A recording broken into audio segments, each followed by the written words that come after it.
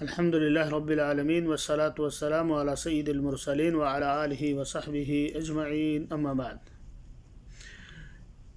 ہم اور آپ اچھی طرح سے جانتے ہیں کہ انسان اس دنیا سے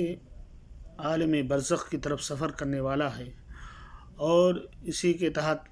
اللہ کے نبی صلی اللہ علیہ وسلم ایک موقع پر حضرت عبداللہ ابن عمر رضی اللہ تعالیٰ عنہ کو نصیحت کرتے ہوئے فرماتے ہیں کہ کن فی الدنیا کأنک غریب او عابر سبیل۔ یہ روایت بالکل صحیح ہے، بخاری اور مسند احمد کی روایت ہے، جس کے اندر اللہ کے نبی صلی اللہ علیہ وسلم فرماتے ہیں کہ اے عبداللہ ابن عمر، تم دنیا میں اس طرح سے زندگی گزارو گویا کہ اجنبی ہے یا مسافر ہو۔ اس لیے کہ میرے بھائی اور دوستوں، اجنبی اور مسافر جو ہے مختصر ان کا زاد راہ ہوتا ہے، اور اسی بنا پر حضرت عبداللہ ابن عمر رضی اللہ عنہ فرماتے ہیں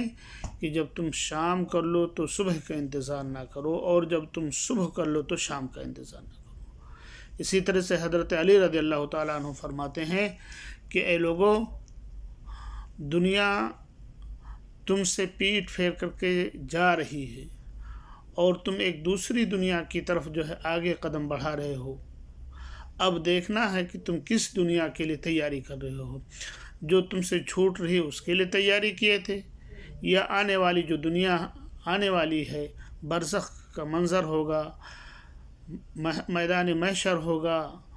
جنت اور جہنم ہوگا، اس کی تیاری کر رہے ہو۔ اس لیے میرے بھائیو اور دوستو،